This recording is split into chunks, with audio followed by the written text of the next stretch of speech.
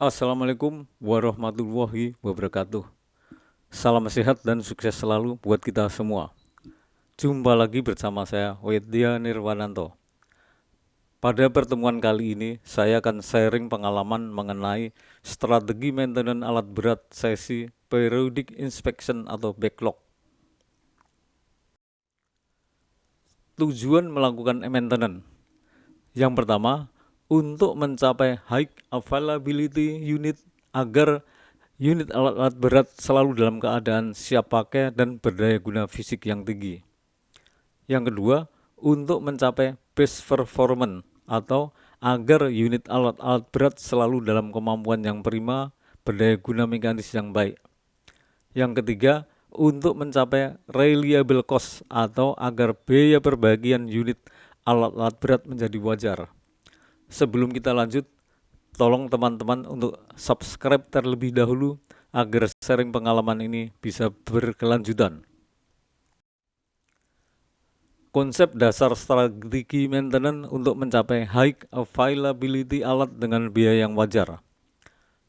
Availability alat tinggi dengan biaya yang wajar bisa tercapai apabila strategi maintenance-nya tepat. Untuk melaksanakan strategi maintenance yang tepat ini kita bagi dalam 4 pilar. Yang pertama adalah preventive maintenance atau sistem pencegahan.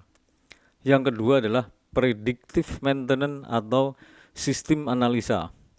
Yang ketiga adalah corrective maintenance atau sistem pelaksanaan pekerjaan atau pengerjaan unit.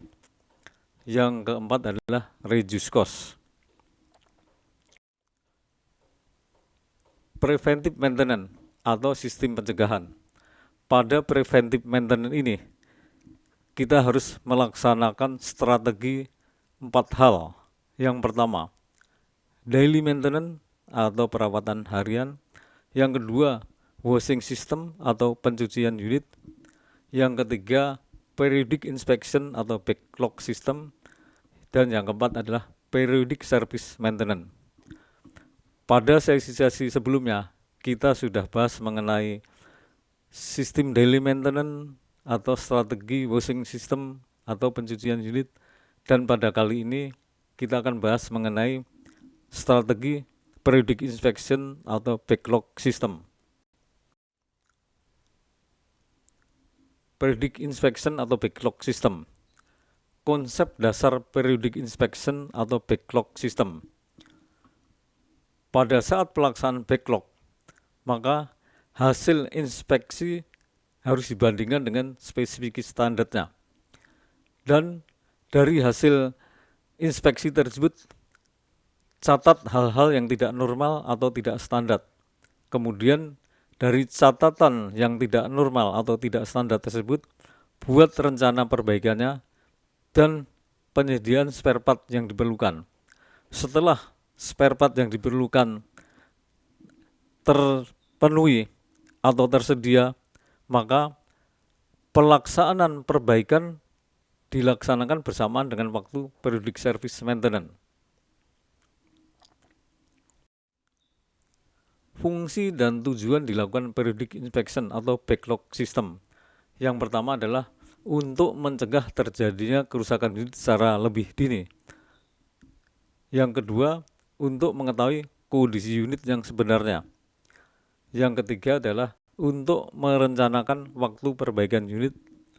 Yang keempat adalah untuk menjaga availability alat tetap tinggi. Dan yang kelima adalah untuk reduce cost. Apa yang dilakukan saat periodic inspection atau backlog system? Yang pertama adalah melakukan pengecekan terhadap adanya kebocoran oli, adanya kebocoran fuel, maupun adanya kebocoran coolant radiator. Dan apabila ada kebocoran, maka segera dilakukan perbaikannya. Yang kedua, pengecekan terhadap adanya keausan yang berlebihan pada komponen. Dengan mengetahui keausan komponen ini, maka kita akan bisa schedulekan kapan harus diganti. Yang ketiga, pengecekan bagian-bagian yang mengalami kerusakan atau yang tidak terpasang. Yang keempat adalah pengecekan sistem operasinya unit. Yang kelima, pengecekan kelengkapan lampu kerja. Yang keenam, pengecekan kelengkapan safety device seperti alarm, radio, fire extinguisher, dan sistem pengamanan. Kapan dilakukan periodic inspection atau backlog system? Yang pertama, dilakukan setelah selesai melakukan periodic service maintenance penggantian oli dan filter, sehingga bila ada masalah atau ada kekurangan bisa langsung dikerjakan sebelum unit dioperasikan kembali.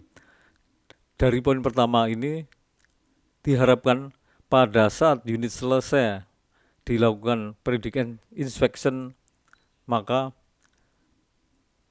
unit bisa beroperasi dengan lancar tanpa ada trouble dalam perjalanannya. Yang kedua, dilakukan setiap sebelum melakukan perbaikan unit. Ini dimaksudkan adalah agar selain trouble yang sudah kelihatan akan diperbaiki, juga bisa mendeteksi trouble-trouble yang lain, sehingga pelaksanaan pekerjaan bisa sekaligus. Yang ketiga, dilakukan setelah selesai melakukan perbaikan unit, sehingga bila mana masih ada masalah bisa segera dikerjakan sebelum unit dioperasikan. Di sini dimaksudkan adalah pada saat unit selesai diperbaiki, maka unit tersebut bisa operasi lancar tanpa ada hambatan trouble dalam perjalanannya. Contoh kasus yang terjadi bila unit tidak dilakukan backlog.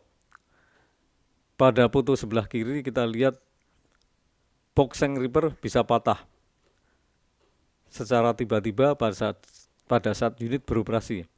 Mengapa bisa terjadi demikian? Karena pada saat unit tidak pernah dilakukan backlog, terjadi retak sedikit tidak ketahuan, sehingga retak semakin membesar, memanjang, dan tiba-tiba saat unit operasi karena tidak terdeteksi akhirnya boxeng ripper patah. Contoh kasus yang terjadi berikutnya adalah pada unit ekskavator, arm mengalami patah. Jadi pada saat unit operasi tiba-tiba arm patah. Hal ini bisa tidak terjadi apabila pelaksanaan backlog dilakukan dengan benar dan berkesinambungan.